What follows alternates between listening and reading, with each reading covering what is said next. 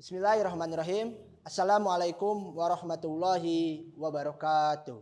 Salam satu hati, one heart. Anak-anakku yang saya banggakan dan saya cintai, hari ini kita akan belajar materi tentang teknologi anti-lock braking system. Nah, apa itu anti-lock braking system? Itu yang dikenal sering itu adalah ABS, khususnya di Honda PCX. Nah, sebelum materi itu yang saya akan paparkan, anak-anakku jangan lupa untuk absen dan materi akan diupload di https portal smk negeri 4 sni.sch.id login atau di sistem LMS kita. Nah, Dewan Juri yang saya hormati, Auto Contest Guru 2022. Nah, anak-anakku, pesan yang ingin saya sampaikan, tetap jaga protokol kesehatan pada saat pandemi ini, tetap patuhi dan jaga jarak supaya kita menjadi SMK bisa dan SMK juara. Selanjutnya yang ingin saya sampaikan, materi selanjutnya adalah tentang apa itu yang dinamakan dengan ABS.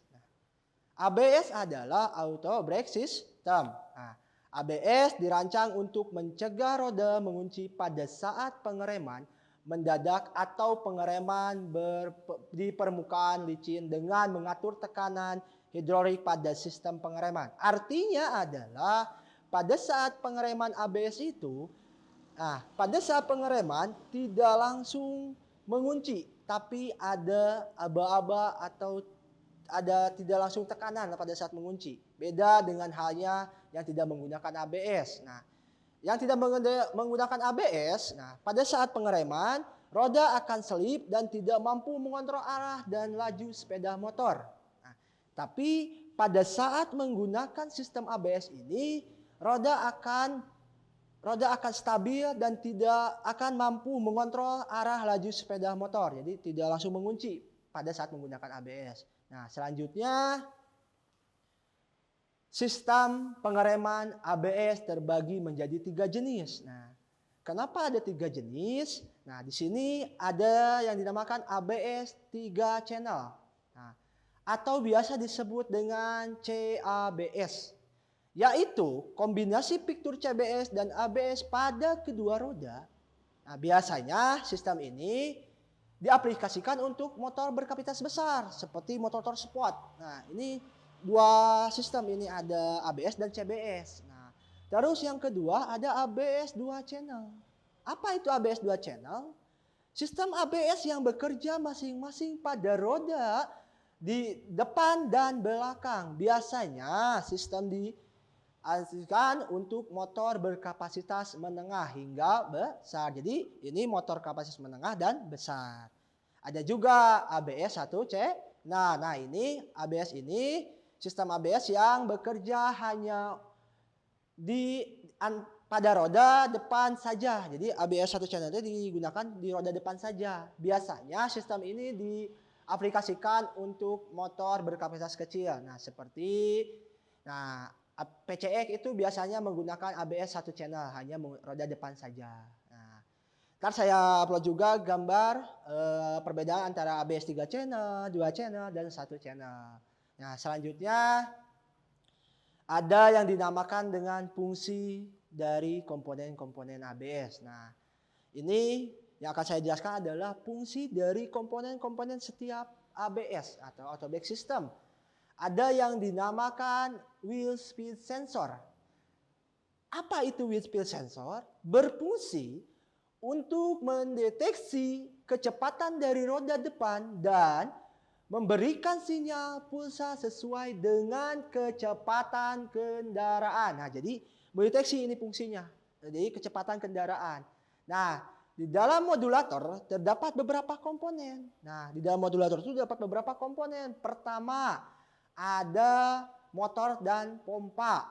Yang artinya atau berfungsi memompa fluida dari reservoir untuk memompanya ke master cylinder menurut sinyal dari ECU.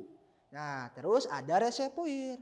Fungsinya tempat penyimpanan sementara minyak rem. Nah, yang selanjutnya adalah spot valve atau yang berfungsi untuk tetap terbuka sewaktu perintah dari ECU dalam keadaan mati menutup sewaktu ada perintah dari ECU. Nah, untuk menutup lintasan antara master silinder dengan kaliper. Nah, ada juga solenoid pump out atau yang berfungsi untuk tetap tertutup sewaktu perintah dari ECU dalam keadaan mati membuka sewaktu ada perintah dari ECU-nya sendiri untuk membuka lintasan antara master silinder dan kaliper. Ada yang dinamakan ada control unit. Apa itu control unit? Yaitu yang disebut dengan ECU. Nah, berfungsi untuk menghitung kecepatan perputaran roda-roda dengan menerima sinyal-sinyal dari sensor dan memberikan perintah kepada si solenoid pump ini untuk temperatur sistem. Nah, ada juga untuk fungsi self diagnosis, terus selanjutnya fungsi aman terhadap kegagalan. Nah, selanjutnya ada ABS indikator atau memberikan fungsinya untuk memberikan peringatan kepada pengendara mengenai ketidaknormalan pada ABS atau memperlihatkan kode diagnosis. Nah, jadi ada di sini mau ABS indikator untuk memperlihat diagnosis. Nah, selanjutnya, nah di sini ada beberapa sistem ABS ya. Ada cara kerja, bisa disebut dengan cara kerja ataupun kelebihan. Nah, di sini cara kerjanya pada saat pengereman normal atau ABS tidak diaktifkan, pada saat sistem ABS diaktifkan. Nah, pengereman normal atau ABS tidak diaktifkan, sistem ABS tidak diaktifkan, minyak rem mengalir dari master silinder ke kaliper. Rem seperti pada sistem biasa atau ini kayak motor biasa saja, tidak menggunakan sistem ABS. Tapi pada saat sewaktu ABS diaktifkan ada 3 metode yang akan aktif, ya, yang akan berjalan. Yang pertama adalah pressure diagnosis atau tekanan dikurangi. Ada juga pressure fluid atau tekanan dipertahankan. Ada juga pressure increase atau tekanan diinginkan. Nah, jadi 3 tekanan ini pada saat ABS diaktifkan. Ntar saya akan upload juga gambar-gambar pada saat ABS 3 aktif ini ya.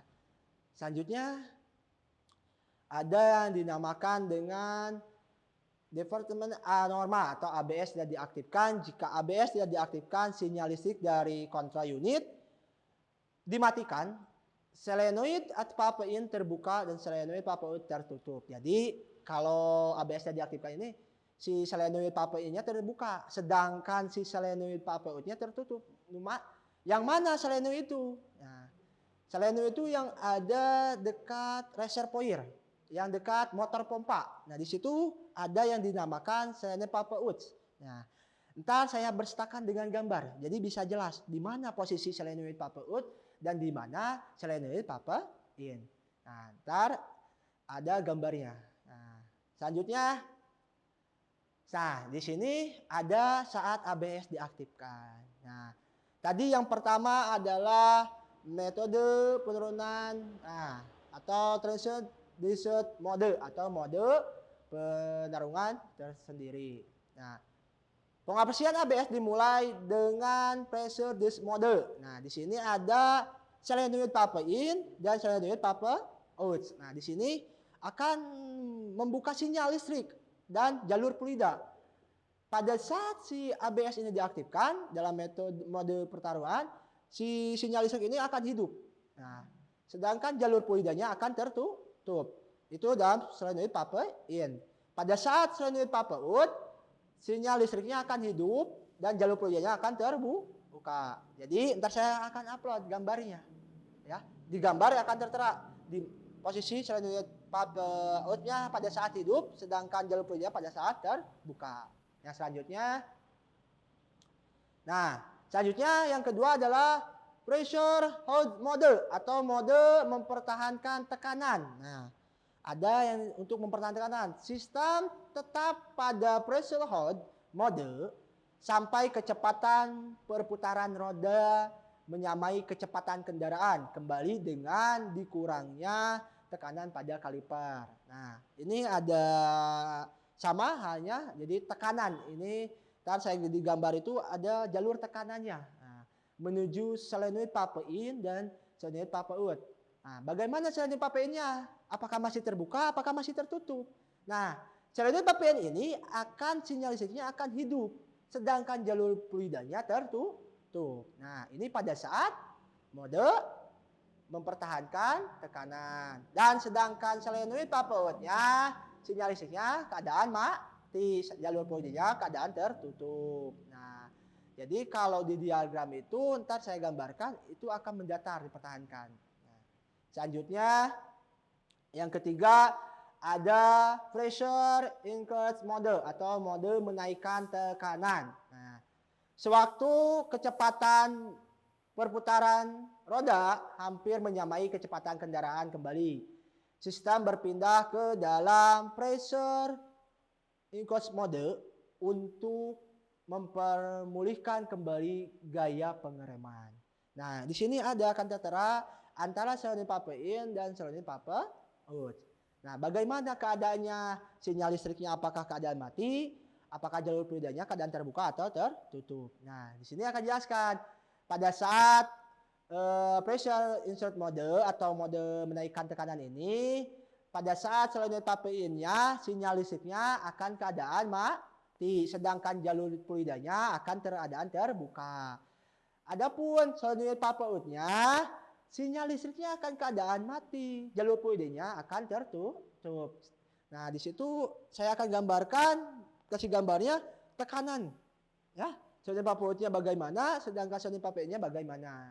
Nah, selanjutnya, ya, troubleshoot atau kendala-kendala pada sistem ABS. Nah, di sini ada beberapa kendala yang sering terjadi pada sistem ABS. Nah, selain ada kelebihannya, selain cara kerjanya yang bagus, ada juga yang dinamakan dengan troubleshoot sistem ABS. Nah, apa aja yang sering terjadi pada troubleshoot sistem ABS? Yang pertama, masalah terdeteksi saat awal pradiagnosis. Nah, apa itu pada saat awal pradiagnosis? Seperti pada saat start. Nah, terus diagnosis berakhir. Nah, terus indikator tidak menyala. Nah, ini salah satunya. Indikator tetap menyala. Itu. Terus indikator menyala, lalu tapi kunci tetap on.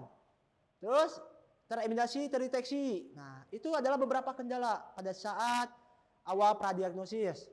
Terus masalah terdeteksi selama diagnosis biasanya indikator mati. Terus ada juga sistem abnormal, nah, terus absen terdeteksi. Nah, caranya bagaimana ini? Selanjutnya, caranya yaitu mengetahui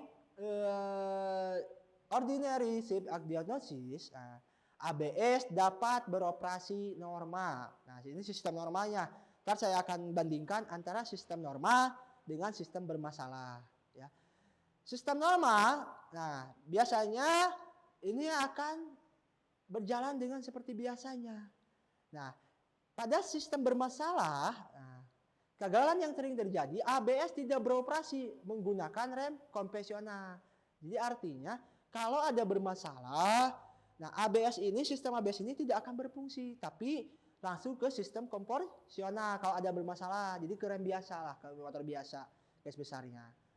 Nah, apa kendalanya yang sering terjadi? ABS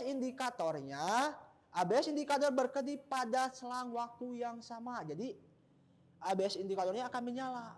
Nah, yang di dalam berwarna biru, merah. Selanjutnya, nah ABS diagnosis kode. Jika ada masalah dengan ABS lampu, peringatan ABS akan berkedip sebagai kode untuk menunjukkan masalah. Lampu peringatan ABS akan menampilkan kode kerusakan. Ada dua tipe, ya. Ada dua tipe. Kedipan pertama adalah berkedip panjang yang akan menunjukkan digit pertama. Maksudnya, ntar saya akan upload gambarnya. Maksudnya gini, untuk kedipan pertama itu kurang lebih 1,3 detik. Jadi kedipannya panjang.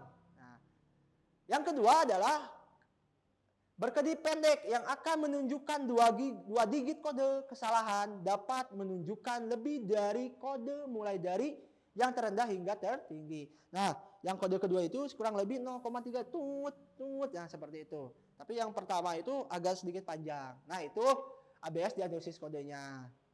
Nah, dari materi beberapa yang saya sampaikan, dari materi tentang kelebihan, cara kerja, fungsi, hingga troubleshoot sistem ABS. Mudah-mudahan anak-anak yang saya cintai dan saya banggakan bisa memahaminya dan bisa langsung mempraktekannya. Nah, mungkin itu yang bisa saya Bapak sampaikan. Mudah-mudahan bisa memahaminya dan bisa dipraktekkan. Ya. Sekian dari saya. Wassalamualaikum warahmatullahi wabarakatuh.